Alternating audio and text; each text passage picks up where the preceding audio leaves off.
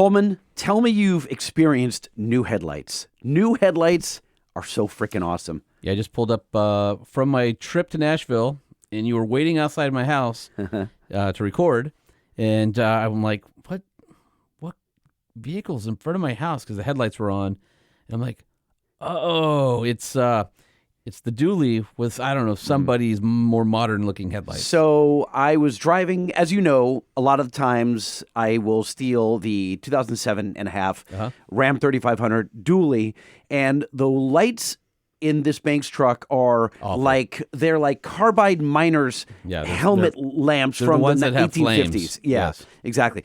And they're just so weak. And the other day, the driver's side went out. And I go, okay, it's time to change the bulb because I don't want to get a ticket. And then I thought, you know what? I know someone, I think, at Alpha Rex. And I called Adam Banks, and I said, hey, Adam, buddy, I see on your website you've got some 06 to 08 Nova Series LED projector headlights. And he goes, they're brand new. Do you want them? I said, yes, absolutely.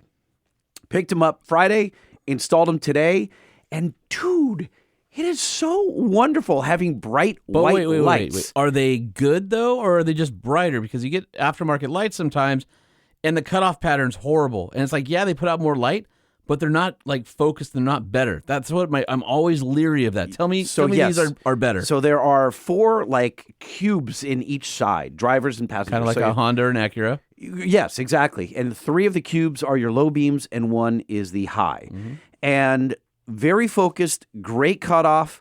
The throw is really good. I have had some LEDs that suck. How many people flashed you since you got them put in? Well, so as you know, in this dually, it's got a rake to it. Yeah, it's got a rake. So there were probably set and a shovel, in the an old ladder, a bunch of leaves in the bed. No, I'm saying like the ass end of the truck is up in the air. High, right? Yes. It's kind of silly. It's not awful, but it's not great. Right. Anyway, so they probably set these at the factory for a level truck because they're a little low right now. So no one brighted me. No one flashed me. So you need to adjust the housings up a little bit. I do. But the only bummer is in that year, the 06 to 08, with those, what do they call them? Armadais, right? Uh-huh. You have to pull the freaking headlight out to adjust them.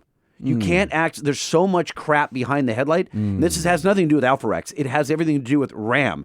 You have to pull the dang headlight out to adjust it and then hold it in with your hand as you look at a wall at night and adjust the pattern, and then put it back in and then take it out.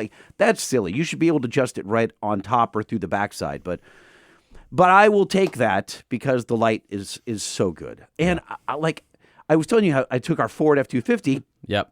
And that was like candles as well. Yeah. Because we didn't get the LED package. The LED package. Yeah. Dude, please, people, get the LED package. It's so wonderful. If they go out or break, they're thousands of dollars to replace. There is that. Yeah. There is that. But there's aftermarket companies like Alpha Rex or so many others. And so I've only had them in for now 6 hours. Okay. What would they have cost somebody to buy them? $1,100. Okay. So probably. Now that's with bulbs and all. That is with it all comes in the box. Is it plug and play? Yes. It was nothing. The only thing that I had to do is I had to wire an additional power and ground and then go into the fuse box. But that took me. It gives you leads for it. Yeah. And that took me 10 extra minutes. Okay. And it comes with all the leads. It's all packaged, ready to go. So I had never installed Alpha Rex before, or I have a lot. I won't name names, but on my old Silverado, I had some that were crap. And they got condensation in them. Do they have condensation in them yet? Yeah. These now, no. Okay. No. After the first rainstorm, I want to check in on them. Let's review them. Because you just don't know. Some of these companies, it's like, you know? It's true. I don't understand how you're like, they make this awesome replacement. It's $1,000. Yeah, they'll get fog in them. Don't worry about it. You don't want any fog. No, the factory ones don't get any fog in them. I know. I had a couple of sat on my BMW years ago. They would always get foggy, and parts inside started to rust, and it was just not good. Anyway, the verdict is still out, but so far, so good. So crazy. Oh, wait. They when you turn them on, they wag, which is kind of cool. Oh, for an they welcome 07, you. Yeah, they welcome you. Yeah. And it's got the timers and all that stuff. So when are you doing the taillights so that you don't have incandescent bulbs on one end and LED on the other? I thought about that. See, this is what I happens. don't really care. I just wanted I just want a good light because I've taken that truck to Colorado, to Utah, all over the place. So you don't care if somebody runs in the back of you. You just want to make sure you can see ahead of you. It wouldn't hurt me. It's a long bed, dude. Like that's true. I wouldn't even feel it. Well, I mean, it depends if that old truck, if the body mount's rusted, and then it just was like a sled that slid through the back, or if it would crumple. Speaking of like suspension components, the sway bar ends, the sway bar links. Yeah. When I was crawling under there to do some of the wiring You're of the like, lights, those are bad. They're gone. They're freaking gone. The rubber is completely pulled apart, and they chatter. When I was coming out of Wiener Schnitzel tonight on the way here, it was a. So lights are good, suspension not so much. That's what I'm hearing. Time for a new truck. You know, if you sold that truck today because it was a diesel and it's pre-emissions or at least the DEF and all that stuff, that truck's probably, even with 250,000 miles or whatever it has on it. It's got 180. 180. That truck is probably $30,000. Yeah, every bit of it. The only way it would be better is if it was a 4-wheel drive, but it's a 2-wheel drive dually. But 2-wheel drive, you know why it's coveted? For all the lowered guys. Lower guys, and then towing your big fifth wheel because you don't have to worry about, having the truck too tall to like have the trailer dented or it's already got a fifth wheel hitch ready to go in there. Huh? Yeah. So I thought you were going to buy that truck at one point. Does that hurt? Okay, we won't go there. Yeah, let's not. It was that was. This is good, and I have to tell. I have to share this. Mm-hmm. Gail's daughter Liz. She oversees all the finances. Right.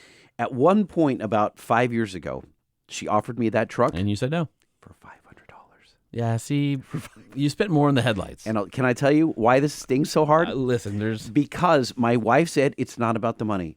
I had to turn. I turned it down. Mm-hmm. I said that is awesome, wonderful deal. Obviously, $500 for a truck like that. And I had to turn it down because why didn't you tell me? Because I would have bought it because I need a truck. It was offered to me, not you. But you I said had no. to turn it down because I had no parking. Lockjaw. I had just taken possession. What you should have said, of Lockjaw. This is the problem. When Lockjaw's ownership changed, you should have said, "I'll trade you for the other truck." I should have. I should have. All right. So enough about Lightning in his trucks. Did you hear what happened to Motor Trend again? So Motor Trend sold. It is now owned by the company that owns Hearst, who have so it's Car and Driver, Road Track, and all those. And they laid off like a bunch of people that we know, a bunch of our friends. Do you think they're going to hire them back now? No. Oh. No, I think those jobs are all overlapping. I don't know what it's going to be like. So, okay, we know the Motor Trend production shut down. That's a different company that was owned by Warner Brothers Discovery. And then now Motor Trend, which does the editorial. The video content. Yeah, they split them up at one point. And so now the production's gone, as we talked about in a previous episode, but now the editorial team. So we'll see what happens when the deal closes in January, what happens with everybody. I'm sure they all have their severances. I've been there. I know what it's like. Sucks. You hope they have severances. Dude, right before the holidays, though. Yeah. Savage.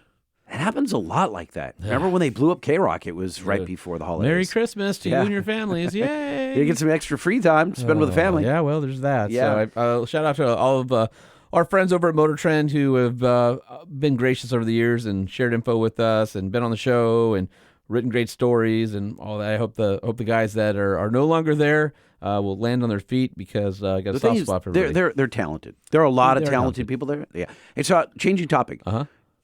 Did you come back from your trip with an accent? Why would I come back from a trip with an accent? Because you did like everything Tennessee when you were in Tennessee recently. Well, that's what you do because it's like when in Rome. So went out to. You didn't come back. You don't speak Italian when you come back from Rome. But I think some of the twang could rub off from Tennessee. No, y'all didn't do any of that. No, seriously.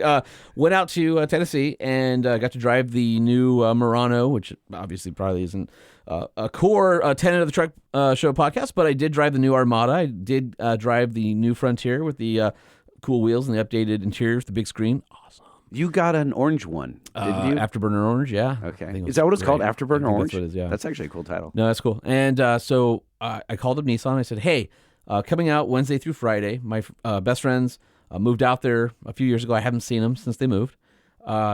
Would you mind if I made my flight home on Sunday? And then would you have a vehicle I could borrow while I'm in town? And they said, yeah, we've got the new Frontier if you want to drive it. I know yes. So I show up at the airport, and I go down to valet, and I give them the number, and a bright orange truck pulls up. And I went, all right, this is my ride. And so my wife flew in on Friday and picked her up at the airport. We stayed with our friends. And then we just How did she feel about the orange? She liked it. Okay. That was cool. And then we did everything. So I got to hang out with my buddy Greg and his wife Laura, and we've been friends for like 25 years, and hung out at their giant house that they have in Arrington, which is just outside of Nashville, and did all the things. So we went down, had to do the Lower Broadway thing. So we went to Honky Tonkin and went in like 4 or 5 of the bars and did that. I went to Hattie B's. My wife had never had Hattie B's Nashville hot chicken before and love Hattie B's. So neither have I. Took her there. It's awesome. And went and did the bar thing, which was fun. And then we went to Jack Daniel's in Lynchburg to the distillery, and that cool? was awesome. Totally, that tour was totally I have worth it. never been in Nashville. Wait. Yes, I have, but it was for a work event at the radio station for one night. So I didn't get to, I got ripped off. And then if you remember, Carrie Bringle was on our show in SEMA yes. 2 years ago. Sure. 2 or 3 years ago. He was great. Nope. That is Carrie, who owns Peg Leg Porker. Oh, yes. And if you remember, he and Nissan got together to do a truck for Peg Leg Porker. Yeah, he was funny. Yeah, and he was a great barbecue. So I've been wanting to go to Peg Leg Porker for a long time since that interview. I'm like, man, every time I think of that, I'm like, I got to get there, and I haven't been able to. So I texted Carrie, and I'm like, hey, this is Sean from the Truck Show Podcast, and I'm going to come have dinner with you, and I hope you're in town. So he was in town, very gracious. So I got to finally experience Peg Leg Porker for the first time. And then I went to Waffle House twice. Why? So Greg's... did you lose a bet? No. Greg's middle son was coming up from Miami, where he goes to college, and he brought 2 of his buddies with him. And then my godson, his younger brother, who's, I guess, he'll be 18, so I guess he's 17. And Greg and I were drinking an entire bottle of whiskey, and it was like 11 o'clock, and my wife was sleeping, and Laura comes down to check on us. She's like, what are you idiots doing? And we're like, and we're like, we need to go to Waffle House. Did you have cigars? And she's like, no. And she's like, you guys cannot drive there. I have to drive you there. So Laura drove the boys and Greg and I, and we went to Waffle House completely drunk. This is at what time? This would be like 11:30. Okay. We had the best waitress. She thought it was hilarious. And she comes over, and I'm like, these kids, they go to college in Miami, and they think they know how to order Waffle House. I got to teach them how to really do it, right? So it's like diced chunks, smothered, like the whole deal. And wait, what is diced chunks? I like mine peppered. What? Smothered. What diced peppered, ham. Oh. And then you get tomatoes, you get jalapenos, you get the onions in, and you get the cheese over the top. So good. And so these guys are like, I didn't even know. I'm like, this is Waffle House. So anyway, so we did that, right? And I'm thinking, I got my Waffle House. Dude, I got Hattie B. I got Peg Leg Porker. How much weight did you put on? Don't worry about it. And so I was in heaven because I was able to go to Waffle House, and I was able to go to Peg Leg. I was able to go to Hattie B. So closed out the night, and then Greg and I stayed up, doing guy stuff till about 2:30 in the morning. And I went to bed, and then my wife wakes me up this morning at like 9. She goes, we got to get going because we got to leave for the airport if you want to have breakfast on the way to the airport. And I'm like, all right. So we get up, we start packing up. She goes, I've never been to Waffle House. No, she did not. No. Oh, see, I loved your wife up until this moment right now. So I took her to Waffle House. So I had Waffle House twice. She's like, I've never eaten out of a toilet. Listen. Will you take me to the nicest toilet? I had Waffle House twice within 12 hours, and I lived to tell the tale. Here I am. So anyway, it was a great trip. I love Nashville, and can't wait to go back because there's so much to do there. Whether it's like Civil War history, all right, enough of that. Bourbon Trail. What did you bring back audio wise? Okay, so our friend Brent Hagen, who we did the walk around on the new Armada, if you remember, except he was on a video call that I was holding the mic up to, right? Yes. He was there in person, so he and I finally got a chance. He's a real person. He's a real person. He's there in person, so I got to drive the new Armada, got to tow with it. Really impressive. So a lot of great stuff. There's a quick interview with him.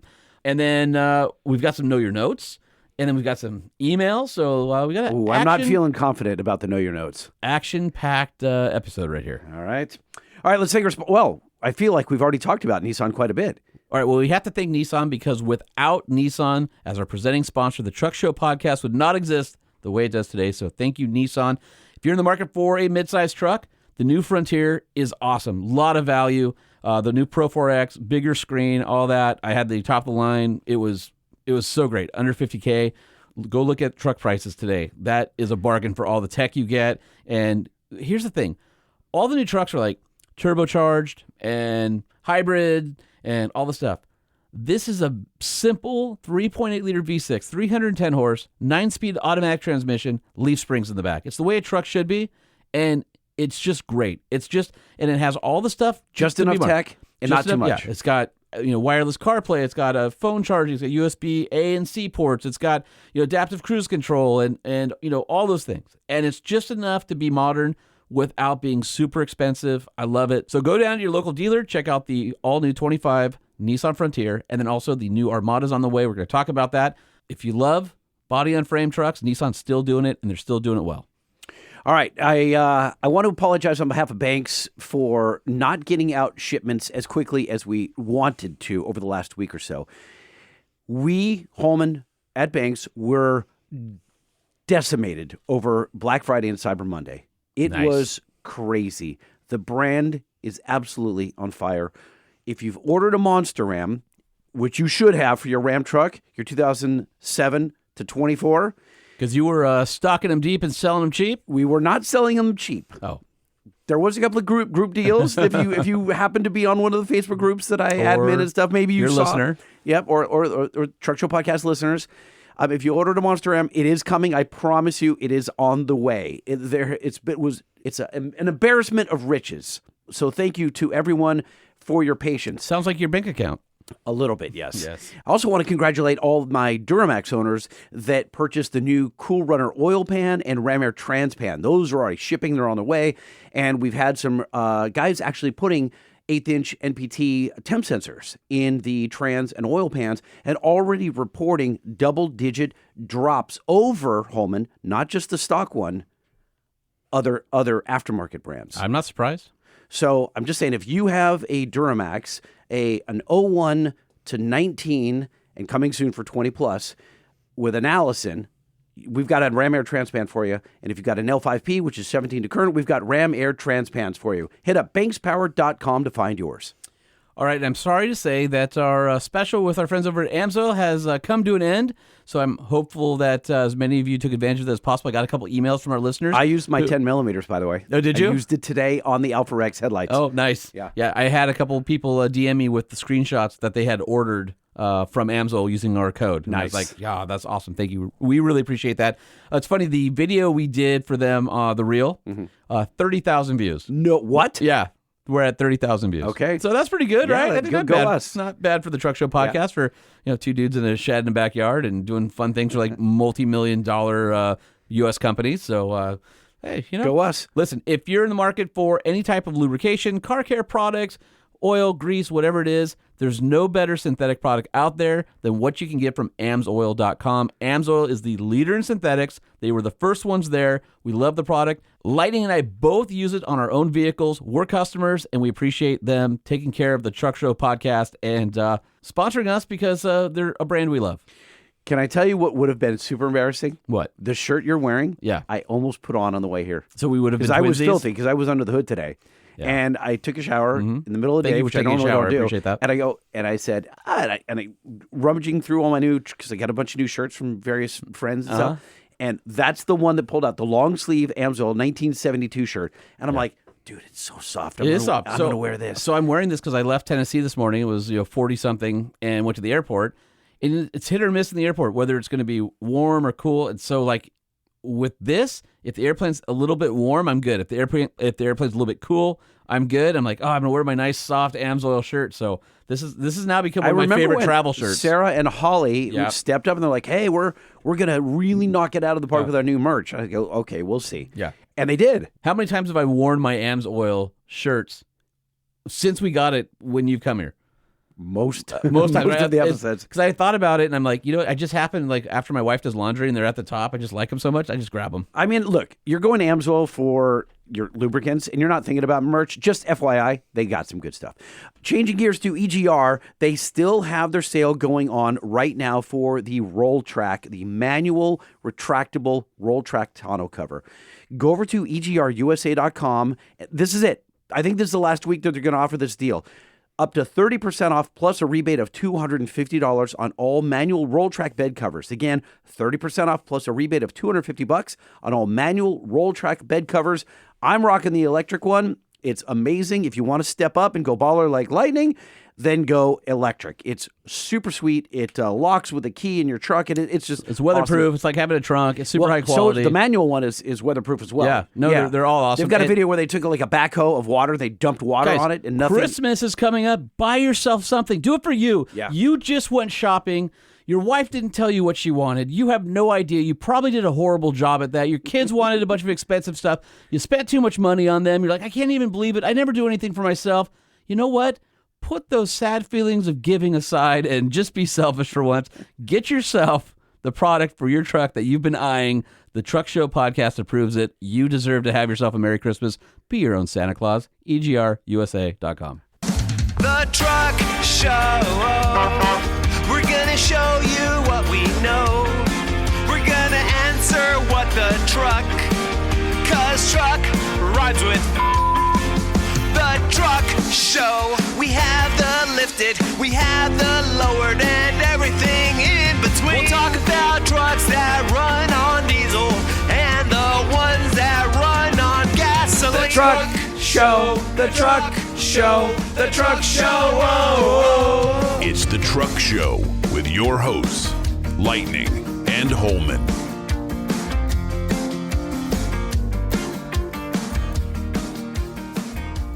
All right, I'm in Franklin, Tennessee, which is just outside of Nashville. It's the headquarters for our friends over at Nissan.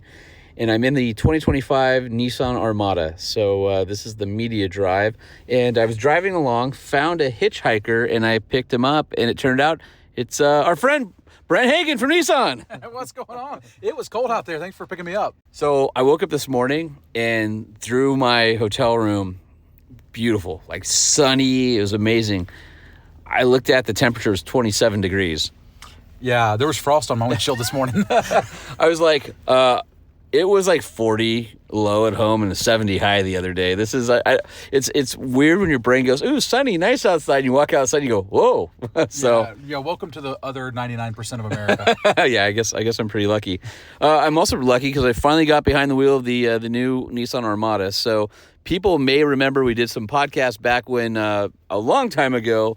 We went to Morocco with like all of the Nissan global vehicles, and you were on that trip. And back then, it was at 2018 was when the very beginnings of this vehicle were being put together. And you since went away for a little while and then came back to the program? Yeah, correct. And so 2018, we were out there. We had just started a couple months earlier work on this program, so I couldn't talk much about it, but I was doing a lot of listening to every feedback that you were giving me and the rest. We've done a lot of talking to dealers and everyone, but spent a few years on the program, then went off and did a couple more things and been back on it for about a year now launching it. So obviously, if you listen to the podcast, you know that Brent did a video walk around with me. He was remote, and I had a chance to see the vehicle static in a super secret warehouse location a couple months ago. And I've been waiting to get behind the wheel. They had this at the LA Auto Show. We did our OVR activation, and they had the two vehicles there, a Platinum Reserve and a Pro 4X. And today was finally the day. Came out to Tennessee and did a on-road portion in the Platinum Reserves, which we're sitting in right now, and then we did an off-road portion in the Pro 4X, and does not disappoint. I mean, I don't even know where to start. I saw it. We walked through it. It was impressive. But to have it on the highway, on the road, driving it dynamically, wow. Yeah, I mean, thank you, my friend. Thanks for coming out here to my home.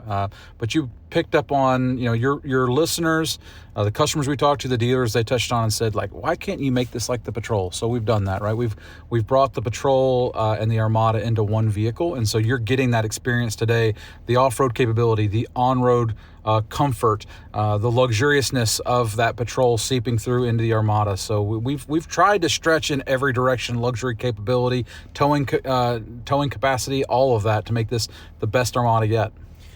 It's definitely the best Armada yet, and I can't believe that the incoming base price is identical to last year's model.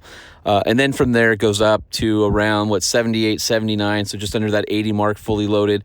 So the value for what you get is huge. If you compare it across the segment with the feature set that you get, Probably the biggest thing that was a question mark was going from the tried and true 5.6 liter V8 to the new 3.5 liter twin turbo V6 that is has a loose family lineage, but is based on the GTR V6, which is undoubtedly the most flogged production V6 in the history of automotive. If you think of GTR and racing and all the cars you sold for 15 years, and you have a pretty good idea about what works on that car, what need to be beefed up. You beefed it up for truck work. What is it, 103 pound-feet of torque more than the V8, something like that? Yeah, it's 103 pound-feet, 25 more horsepower.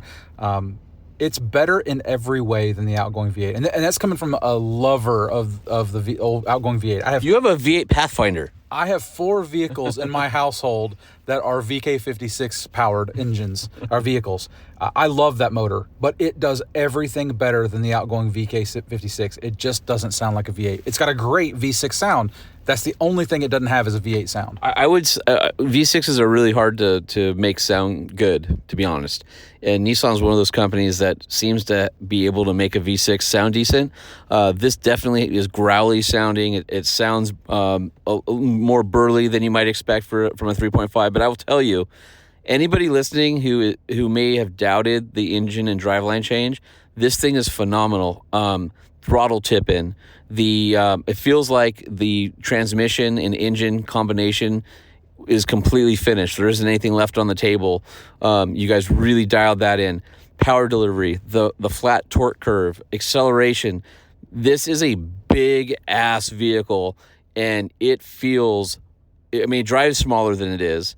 It's light on its feet because the powertrain is so good. And I couldn't believe just getting in from the second you press the throttle, you go, oh wow! And then merging onto the roadway outside of the facility we're at, effortless.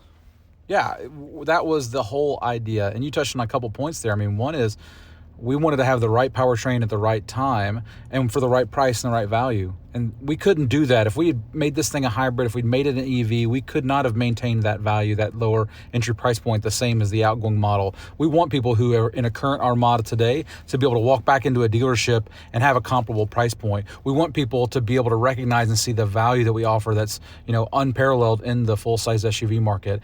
So it helps us from that cost perspective to position the vehicle correctly. But then also it's outstanding power. And then as you touched on, we've done a lot to the vehicle, the engine specifically, to not just put a V6, a sports car V6, which we've known they're unbreakable in the GTR, but not just take that and slap it into a big SUV that's going to be towing, that's going to be off-roading, that's got more weight than a sports car.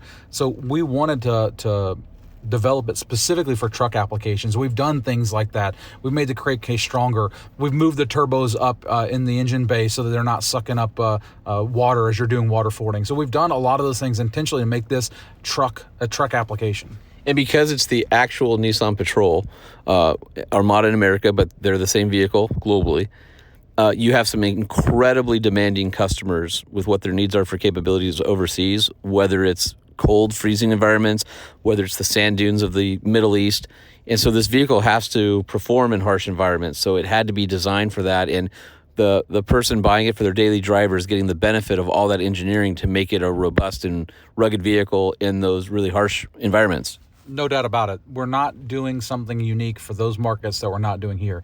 They have demands for sand dune bashing. They drive like banshees over there. They've got some crazy demands, but then we have crazy demands for towing and for off-roading and some of the things that we need. But we've meshed that into one phenomenal package. And we have engineering teams that are in Japan. We have engineering teams in those Gulf Coast countries. We have engineering teams here in the U.S. that are all working together to make sure every aspect of the customer need is satisfied, and the customer here in the U.S. will benefit from all of that engineering work. So we got to go do several different events. So I want to walk through a few things. First event was on-road driving. Quiet. I was really impressed. I'm not a fan of air suspension. I've said it before on the podcast. It's really hard to tune. You've matched your air suspension on this with electronic dampers, basically, and they work really well together. The ride is absolutely fantastic. There's sport mode, tightens things up a little bit. Handling is really good, but going down the road, it's a big cushy couch if you want it to be, but it's not wallowy. It's comfortable. The 14.3-inch dual screens on the higher models, like the Platinum Reserve we're sitting in now and the Pro 4X, phenomenal. You still have hard buttons where you want hard buttons, visibility, mirrors, the seating position. It's funny, it's very open and airy, but it doesn't feel like anything's out of reach or far away. Somehow you've made this airy feel inside the cabin without making it feel like things are far away, ergonomics are bad. I mean, everything's at your fingertips. So I had a chance to drive it with ProPilot 2, which is the full hands-free but eyes-up system. So you can get ProPilot, which is like more of a lane keep assist, hands-on, and then ProPilot 2.0, eyes on the road. And it'll tell you, if you look down to check a text, it's yelling at you. But on the highway, no problem. Screen goes from green to blue, and you're off to the races as long as that's a mapped category in the system. Yep. That was great. And then the Clipsich sound system, 12-channel, 600 watts. Now, I know there's a lot of manufacturers out there that are talking about how, they've got this 1,200-watt system and 19 speakers and all this. This system, unless you hear it, even has the titanium dome tweeters in it. Mm-hmm. This system, unless you hear it, you cannot believe the level of clarity, the loudness. It reminds me of the Fender audio system, which punches above its weight. We've talked about how much we like that in the truck product. It reminds me of that, but next level in terms of loudness and even beyond clarity, bass. It's really impressive. Well, and it also benefits from this vehicle is so well put together. It's so tight.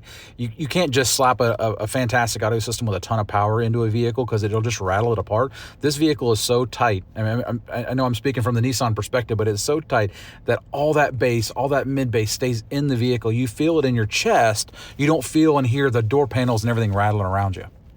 One of the things that you talked about, and we'll kind of merge this into the next conversation, is all the cameras that you have on here, whether it's in the mirror or you actually have dash cams that are recording, and you actually had an executive put it to work when you got sideswiped, and that's part of your technology package. And the dual 14.3-inch screens off-road, you can make the camera view the entire dashboard, which is like unbelievable, but I'll touch on that in a second. You also have, the 360 view, but you've done some other things. I'll touch on that on off-roading. But on-road, steering effort is great. Brakes feel great. I wanted to go take this road tripping and go back to California right now. Like, I would drive it right now and put it in the LA fleet for you guys so you wouldn't have to ship it out there. It begs to go on a road trip. Yeah, I recently took a 14-hour road trip out to Kansas and it there and back, and it was amazing. I've never had a more relaxing 14-hour drive because you get in, you got zero gravity seats, so you don't have any hot spots or pinch points. It's comfortable on your back. You're heated and ventilated seats. You've got massage function as well, and then you can do hands off. So I'm literally driving like I'm sitting in my recliner in my living room with my hands off the steering wheel where ProPilot Assist 2.1 was working, and the massaging seats in zero gravity, and it was just super comfortable, relaxing. I got there more refreshed than I've ever done that drive. So on our drive, we did a little bit of highway, a little bit of back roads. I ended up doing about 20.2 miles per gallon. So if anybody's wondering, like, is this like a 12 mile per gallon, Barca Lounger? No, it actually got really impressive fuel economy on our drive loop. Can't wait to spend some more time in it. I just picked up this particular one. I didn't drive this. Somebody else did. When we picked it up, it was 19.9 miles per gallon that just came back from the drive loop.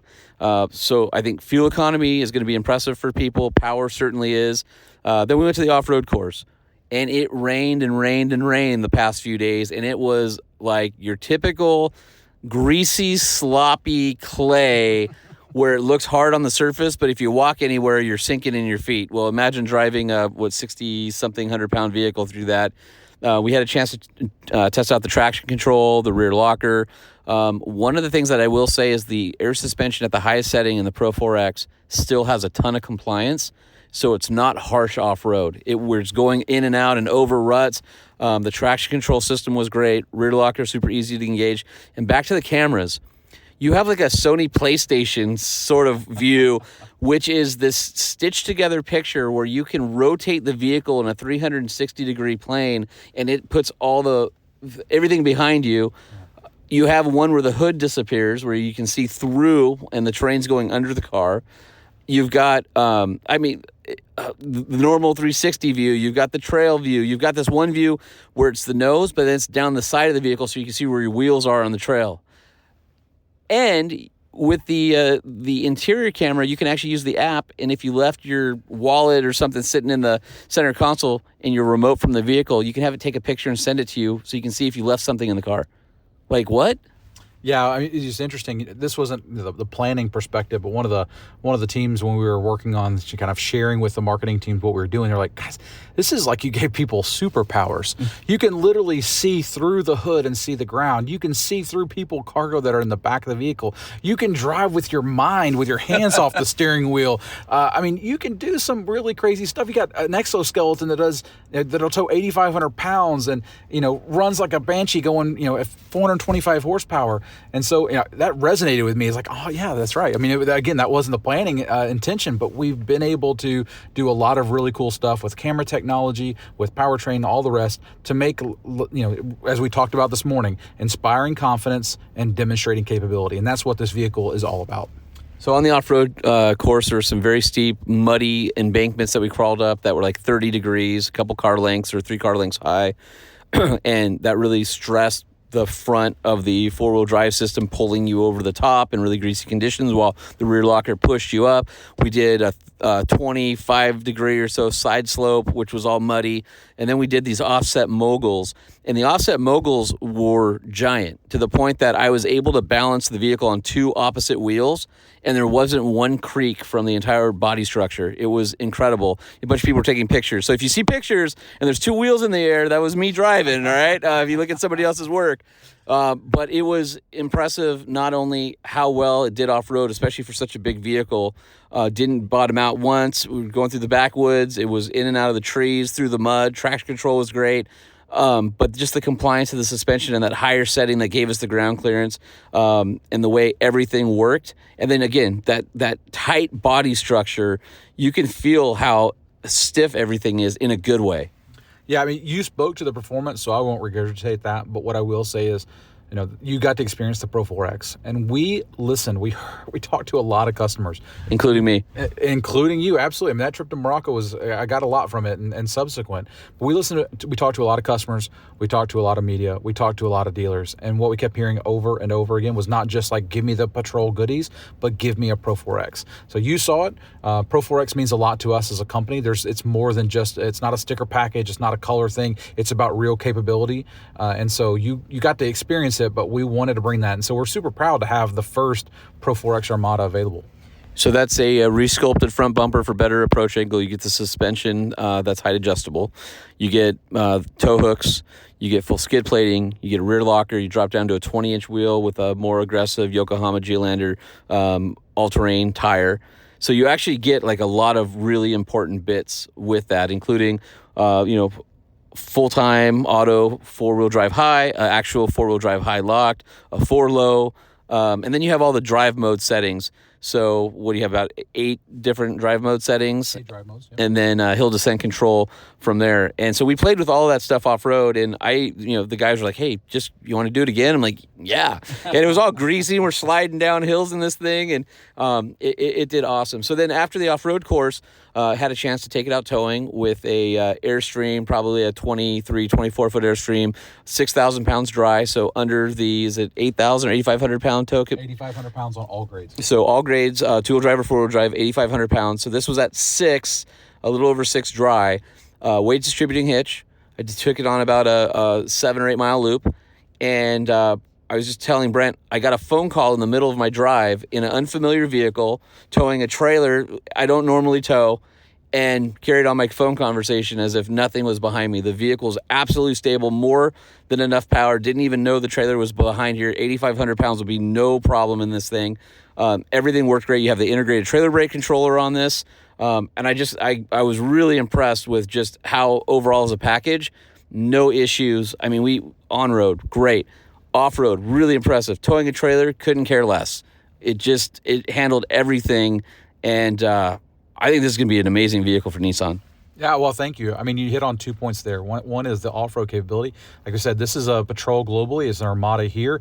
There's an expectation. The Patrol, for those that don't know, got the nickname the King of all terrains because it was the first vehicle to climb Mount Fuji. It was the first vehicle to cross the Simpson Desert unaided in Australia. It's the King of all terrains. So there's expectation there. And then here in the U.S., we do a ton of off-roading, but we also tow big trailers that they don't do in other parts of the world. So it's really important that we deliver on that aspect. So, I mean, we were touched on it. The engineers have done a phenomenal job delivering one package that does everything that you want across the globe, whether it's the Patrol over in the Middle East or whether it's the Armada here. It should deliver on all those expectations.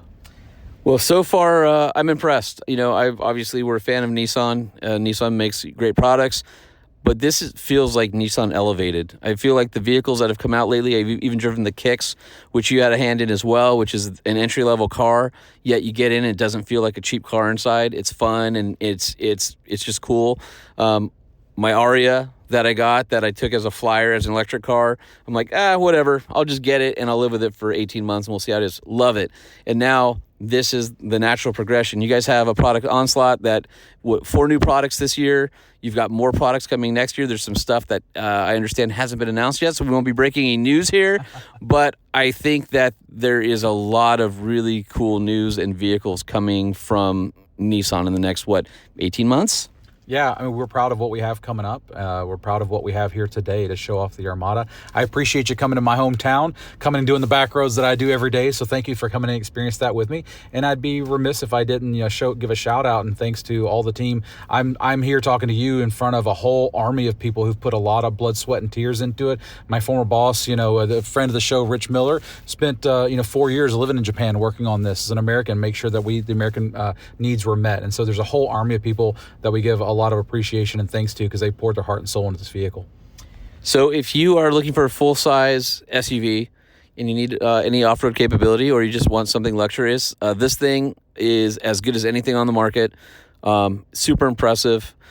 It's not as expensive as many things on the market. If you put it on a spec sheet, item for item, price for price, what it has, it's a very compelling choice. And I think before, the Armada was good, but it wasn't maybe always at the top of somebody's list. This one should be on your top tier of things you're cross-shopping. I mean, it literally is that impressive. So just wanted to say thanks for your time. And I know I'm lucky because I get to interface with you guys sometimes during development and sometimes along the way. But to finally see the fruits of the labor and to be excited about it because you've been excited about it. And it's like, okay, it better be good because now it's been hyped up and the expectations are high. And to not be disappointed is so cool. Thank you, Sean. We're super excited about this vehicle. Bring it to market. Really appreciate it. Holman, thank you for bringing us that audio. That was good. Brent's good. He's always good. Total pro, loves the product. He has been instrumental in his teams for shaping some of the Nissan trucks, so always good to catch up with him. I also grabbed an audio clip just because I know we all missed that 5.6 liter V8, and I'm like, you know what? It's so smooth, the V6, and it's kind of fun that it has roots back to the GTR in it. And there's little hints of I can hear the turbo every once in a while with the windows down, and it's the flat, just like I said in the interview, the torque curve is so flat, but I wanted people to hear what it sounds like. So here's a quick sound clip.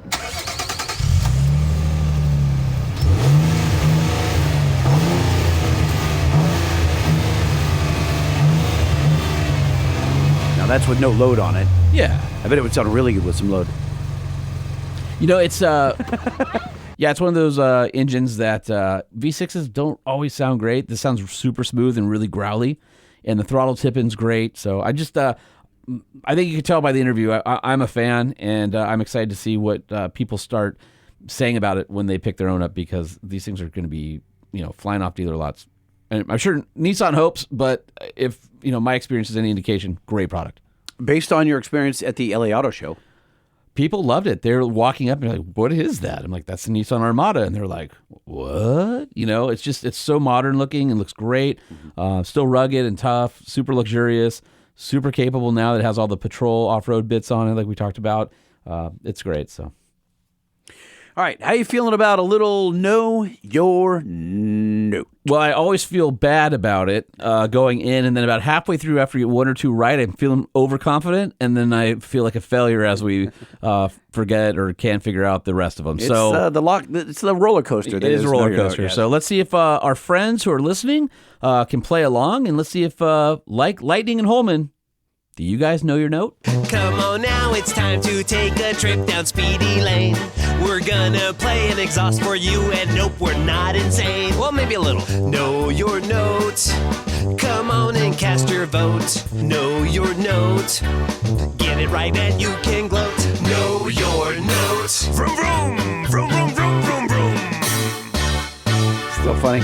I love this believe one. the first one up is Chuck D. All right, so from Public Enemy. No. Chuck Davis writes, hopefully you enjoy this one. I've attached an MP3 file from a video of it running. It was already started when the video started, so you won't get a hint by hearing it start. Scroll down for the answer, which is hidden on my screen. All right, here we go. Like old hit and miss engine or something? It's rad. That sounds like a motorcycle engine. No, it's like an old hit and miss, like agricultural engine. It's some like small engine. It's having some difficulty. That's just how they run. Yeah. I am going to go with like a old hit and miss engine. Well, what does that mean? Hit and miss engine? Man, It's a style of engine. No. I bet like what do you think that it's in? Is it in a? No, it's in a little tractor. No, it's not in anything. They use there are these standalone engines that could run all sorts of things on your farm. So it's just a little engine. Do Lightning and Holman? Know your note. I All right, I'm doubt it. Scrolling down. Okay. So here we go. 1936 McCormick Deering LA 1.5 to 2.5 horsepower throttle governed engine. Single cylinder engine that started by turning a handle on the flywheel. The cooling system is just a reservoir of water that surrounds the combustion area and cylinder head. I rebuilt it from a pile of parts that sat in my dad's barn for 20 years. These were used for all sorts of things back in the 30s and 40s. Water pumps, corn shellers, sawmills, oil drilling. We've used it to power a 5-gallon ice cream maker. Here's a link to the video if you want to see what it looks like. And it is gorgeous. Fully restored? Fully restored. That's cool. Very cool.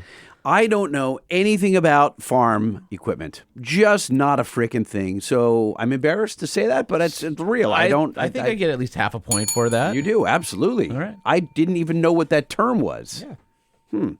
I'm going to say that next one will be Jeremy Whaley, but I have a few. Should we do Do part one.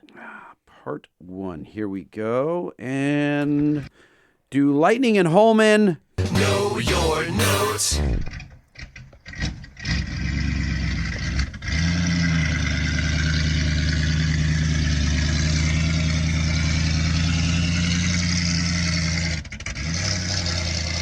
God, that thing sounds crusty. Yeah. Sounds like a V8, but old. 60s, 70s. God, I'm going to say Like, I like it under throttle. Push rod. Carbureted. so how big? Biggish? I think it's... Like a 289? No. Bigger than that. Okay. Like, over 350. I feel like Big this block. is we're gonna big block. We're gonna find out this is like a Ford Bronco or something. Yeah, it's gonna be stupid. some. No, I'm gonna say it's a somebody's big block, push rod, carbureted, old. Yeah, And that's as much as I'm committing to. you're gonna say old meaning 50s, 60s, or 70s. 60s, 70s. 60s. He says with very little confidence. It sounds like crap, but then when he like revs it and it smooths out, I'm like, oh man, that sounds I good. feel like we're gonna find out that this engine's in like a Scout or something. All right, go ahead. All right, Holman, I believe you have the answer. What is this unknown engine in? Because I'm all stumped. All right, so he sends us a video of half a motorhome. What do you mean half a motorhome? Half a motorhome. What is on the other half? Is just a chassis? Yeah, look on the pod shed there. Okay. Oh, Yeah, that's the front half of a Winnebago. So it's a Winnebago Brave. He says Mopar 440 and 727. Oh my gosh! All right, I'm giving myself half a point for that too. I didn't see Mopar coming, but it didn't sound right for anything else. So The Winnebago Concepts and Engineering Departments have developed a multifunctional bathroom. Privacy, I don't know what the I'm reading. I wonder what the real dialogue is. I don't know. all right, he sent us another one. So why don't you go ahead and play number 2?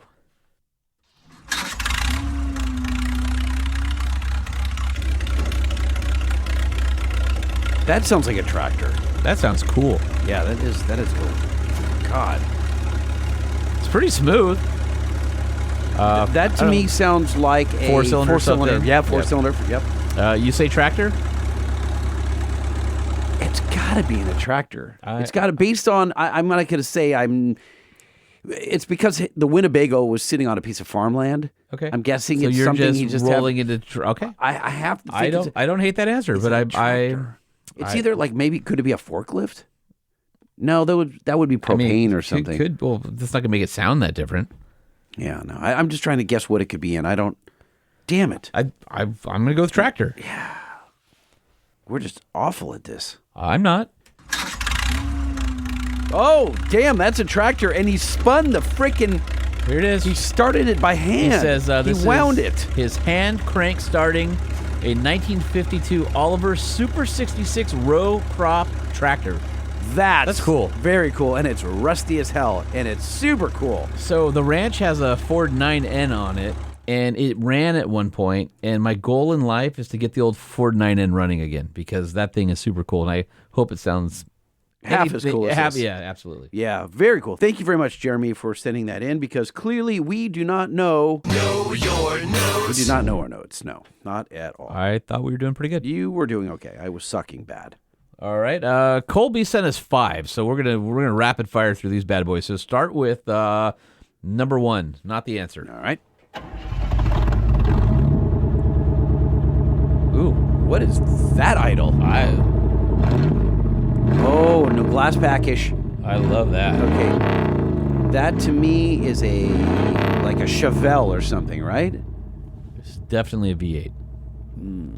Okay. All It's right. That is- small block Yep. V8. Yes. American. For sure. You're not going. You don't like the kind of the Chevelle thing. Muscle car, but I don't. It's Truck Show podcast. Okay, so yeah, he's either just screwing truck. with us. Oh, you're but right. I'm- You're right. No, but I'm gonna say truck anyway. Let's say truck. Let's go truck. I'm going to get rid of the Chevelle. That's in a. Could it be a Ram? No, Like a gas Ram? no. That's a Chevy V8. I right know, there. but yeah, it is. But so All what right, would it be? Play the answer. Let's see what he says. So that there was a 1987 Chevy Suburban with the good old classic CBI 350 in it. Yeah, Yeah, there you go. V8 Chevy. I don't got know it. How many zillions And miles on it? I got truck. But the exhaust on it is a glass pack cherry bomb. You got glass that? pack Yeah. With a drive line as a section of tubing because I ran out of exhaust tubing. and Sounds it was totally Huge legit, Colby. drive line. temporary fix that's been on there for about 5 years. So, Nice. Yeah.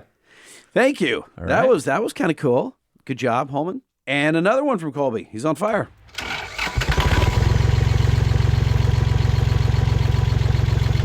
That sounds agricultural.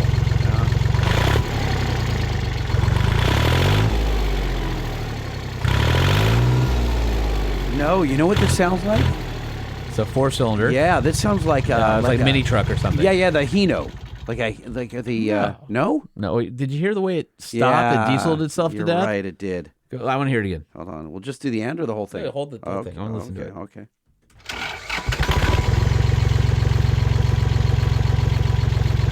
It's clattery.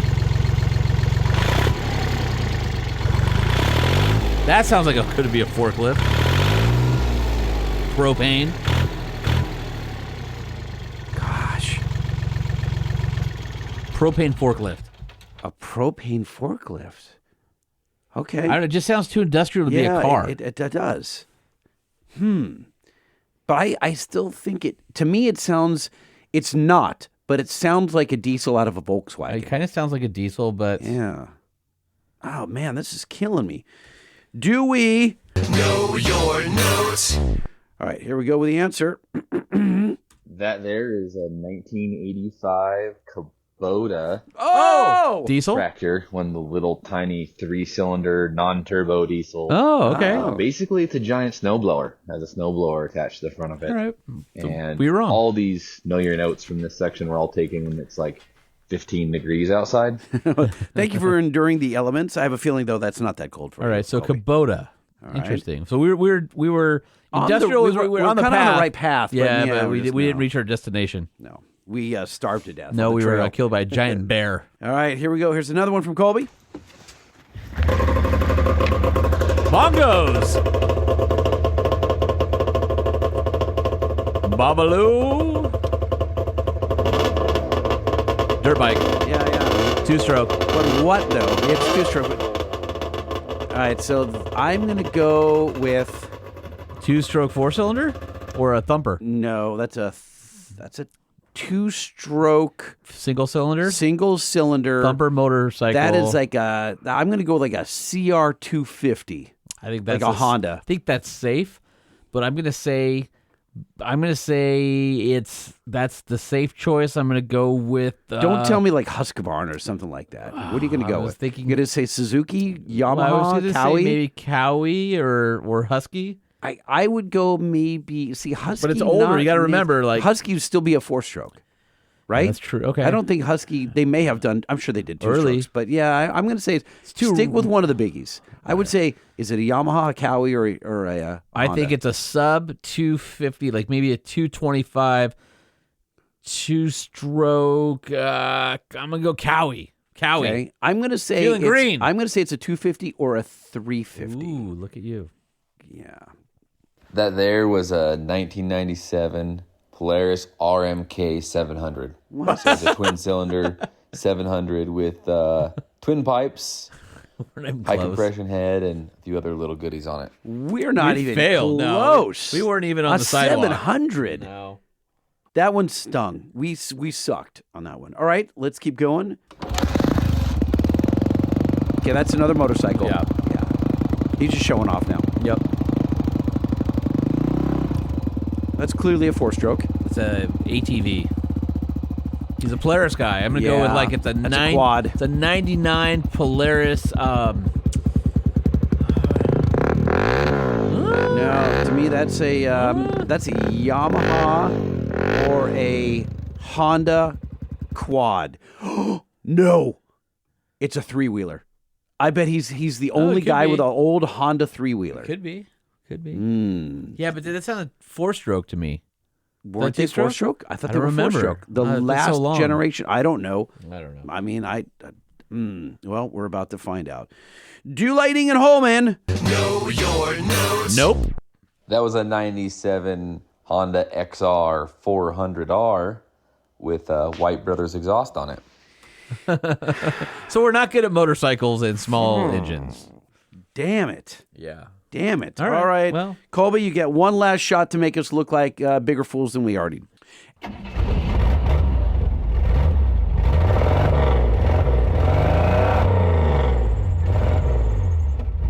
Squeaks.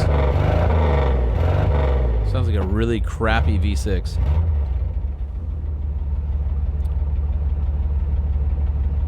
With a rod knob or something.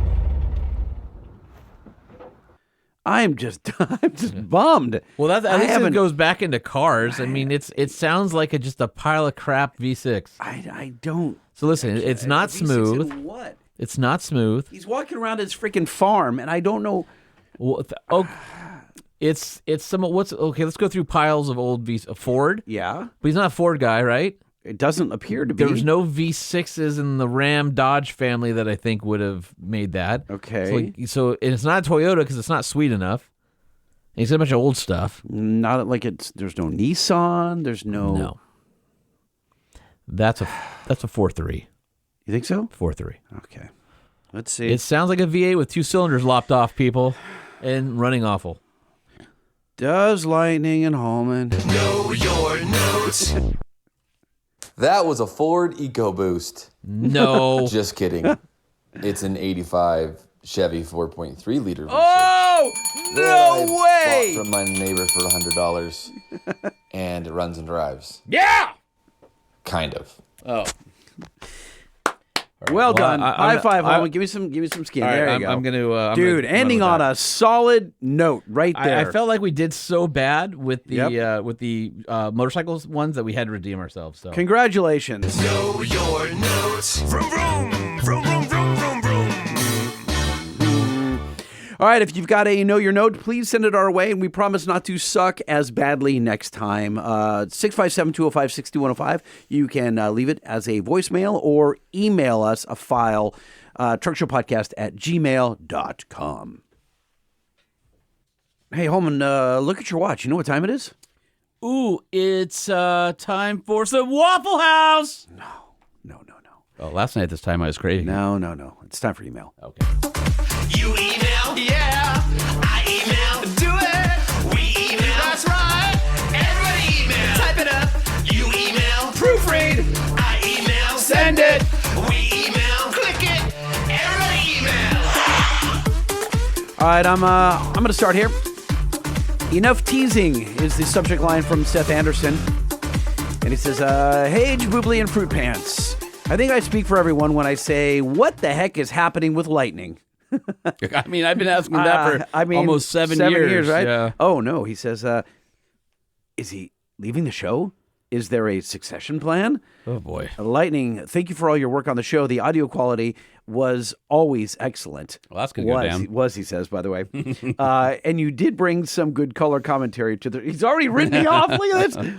I won't miss you talking over the guests, though, or taking 5 minutes to ask a single question. But y'all are a great team and with good chemistry, and I'll miss your ridiculous opinions on things from license plates to inappropriate speed for the HOV lane. Much love from Chicago. Thank you, Seth. And I would curse at you, but then I would have to edit it, so I'm not going to. Just gonna leave that there, huh? Yes. All right, got this one from... so he wanted some closure. He wanted me to tell him what's happening? I want some closure. I'm not telling him. Okay, will you tell me? I mean, after we turn the mics off. All right. Seth, it was nice knowing you. We got this one from our buddy Ray, and he says, Mr. X, never a dull moment with the Truck Show podcast. It was just after midnight when I went to bed last night, Sunday, 12/1, but when I checked my podcast app and saw the latest episode with quote-unquote Mr. X, I had to listen to it no matter how late it was. Very cool episode. I'm hoping... I would have done the very same thing. Yeah, when right? I saw Mr. X... You're like, I have to know. I need to know, yeah. Plus, it was fun because we had to voice change him and all that stuff, which is... Did you see how many... Like, I just saw... That was our best episode of the year, by I the was way. watching a video, and they were referencing... It was the YouTube guy, and he was referencing Mopar Insider, or one of those. And because I had to go to Mopar Insider. Yeah. Sure enough, Truck Show Podcast. We were on like 15 blogs. No, it was great. Like I said, that was our best episode of the year, and we... well, I don't know if I can say yet because the embargo... So you're saying you know more about the engine? Yeah, I do know a lot more about it, but I can't talk about it yet until January, after the first of the year. Oh, man. What I can tell you is if you want to know stuff, listen to that episode. So what you're saying is Mr. X was on point. I'm not saying that because I'm under embargo, Lightning, but I'm just saying that's a great resource. Yeah. Just a few quick thoughts came to mind. Number one, I think Mr. X is right. You'd have to call the 2025 Ram HD Gen 4.75. Given that the 2020 HD refresh was known as Gen 4.5, it only makes sense that this drivetrain update should be called Gen 4.75. To my mind, that's a pretty accurate synopsis. Or if this Cummins plus ZF drivetrain upgrade is as sweet as we hope, I think it's going to be really sweet, maybe we'd call it Gen 4.9. Hopefully now that they've canned Tavares, thank you, 2 years too late, they'll give Ram the money to create a proper 5th gen HD series. I would imagine that they're at the end of the line for the current body. I would think that the next one in a few years would be the updated body. I feel like we're going to see something major in 27. I think we're going to see something major from GM in 27 and Ram in 27. I think we're going to see something major this year. Really? That hasn't been fully... I think there's more coming. Number two, it was interesting to me that the discussion was lamenting that Ram's Cummins didn't surpass the high output 6.7 power stroke power and torque, yet no mention was made of that fact. Supposedly, GM bowed out of the HP torque wars a few years ago by keeping their latest generation Duramax at whatever horsepower in the same 975. Everyone seems okay with the performance of the Duramax, even though GM chose not to hype up the HP torque numbers. Why wouldn't folks be happy with keeping effectively similar numbers of the Gen 4.75 Ram Cummins? I did bring that up. I mean, my whole thing is that 8-speed is going to make the Cummins way more flexible, so it's going to feel like there's a lot more power than you feel today. So, and you're right, Ray. I mean, you get to a point, Ford just like destroyed the field, right? Like they just, everything's laid in waste. It's like I'm sitting here at 1,200 or whatever it is now, and they're like 1,200 pound-feet of torque right off the dealer lot. They're it's like, crazy. Come catch me. And everybody's like, all right, well, maybe that's a lot. We have warranty costs. And Ray says, number 3, while extolling the reliability of the ZF transmissions in the Ram 1500s and other Mopars, which is legitimate praise, no mention was made of the fact that both Ford and GM have been having a lot of significant troubles with their 10-speed transmissions for the past few years. From what I've read so far about the upcoming medium-duty truck ZF training that Ram will be using the power line in the HDs, and if ZF's history and Mopars are any indicator, the 4.75 Gen Ram HD transmissions will be trumping the Ford and GM 10-speeds. I wonder how happy Allison is now to have the phrase Allison branded associated with GM's problematic 10-speeds. Thanks for yet another great episode, and that's from our friend Ray. Okay, Ray, I have not seen those issues. I see a lot of people talking about them on Facebook, but I don't see that. My customers that are rolling into banks, they're not complaining about the 10-speed. It's happening. To what degree, I don't know. I'm hoping that it doesn't blow up in GM's face because I think that 10-speed, I love it. Like, I really enjoy driving that 10-speed. So whenever I can get one of our 20s or newer, I do. I take it. And I like it better than the Ford 10-speed. So there's that. This one's coming from Ryan Evans, subject line of Chick-fil-A surprise. Holman, thank you for translating my last email. It sounded good in my head, and then when someone reads, my true shorthand actually comes out. So, Jay, how do I order my Chick-fil-A? Spicy chicken with their sauce only? No fries? The interesting thing is I was in New Orleans last week traveling for work, and I ordered my normal 3 sandwiches. What gives? Their chicken is so much bigger in Michigan. Ripped off, Ryan Evans. Is it? It's another Chick-fil-A stream of consciousness from our friend Ryan Evans. Is it? Is it any different? Like, no, I don't think this so. Is the thing. Chick-fil-A is not using chicken ground up and then pushed into the same ounces, right? They're approximate, and they're shaped funny. Like sometimes they have 4 inches hanging outside the bun on one end, all the and time, it's thin and crispy, and the other side it's big plumping in the middle, and it's like it's natural chicken. So like they're going to be different sizes. So sometimes I get a big fat plump one, and everyone's. But here's the thing. Sometimes when I get a thinner one, because you get more batter on there and it's crispy, I'm like, I'm okay with it. I'm okay with it too. Yeah. You got to get the pickles though, in my opinion. You have to get the pickles. You got to get That's the pickles, part of the magic. and you got to have the sauce. Yeah, all of it.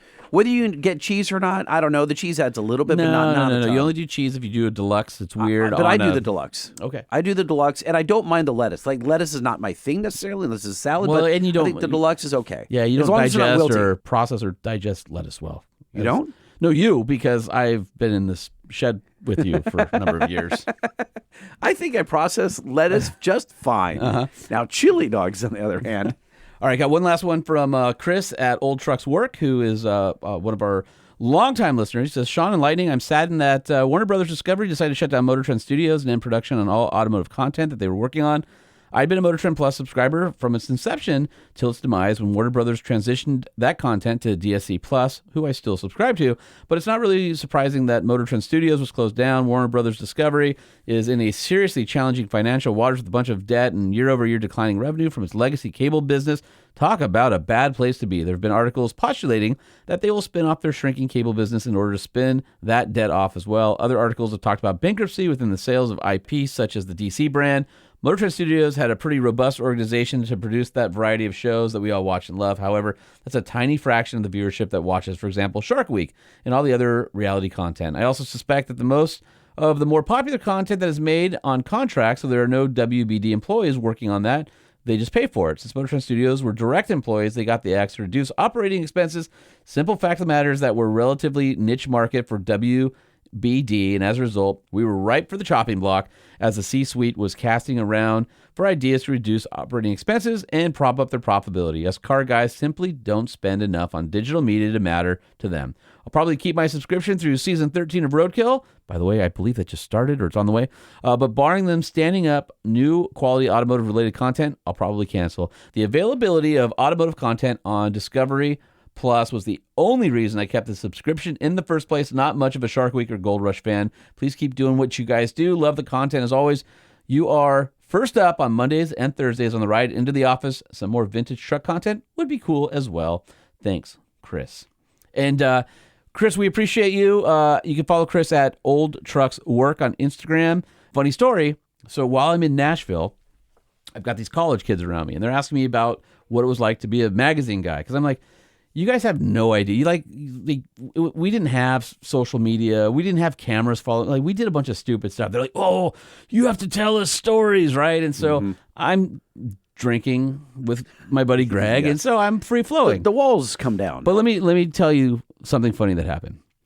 I proceed to tell them a particular story, and they're like, "That's BS. That never happened." And I'm like, "No, it happened." They're like, "No, it didn't." And I cannot tell that story here. It's not for public consumption. So I texted Mike Finnegan. I go, "Hey, Mike, are you up?" He goes, "Yeah, what's up?" I go, "Can I call you really quick? I'm with my godson and his brother and his college friends, and they don't believe me." He's like, "Yeah." So we call. So these guys, and they all watch Roadkill, right? So they all know who Mike Finnegan is. They're like, "Oh my God, you're calling Mike Finnegan." I'm like, "Mike, tell them how we know each other and tell them the story." He's like, "Which one?" I go, "This one." He goes, "Oh, yeah." I guess, "Do you want me to tell the other one too?" I'm like, "No." And they're like, "No, now you have to." And Mike Finnegan proceeded to validate my story and then completely shame and embarrass me with another one that I didn't see that coming. So Sweet. Shout out to my buddy Mike Finnegan because he made me look like a hero to the college kids. TruckShowPodcast@gmail.com if you want to try to convince Holman to tell you an embarrassing story. There we go. Yep. All right. We love you guys.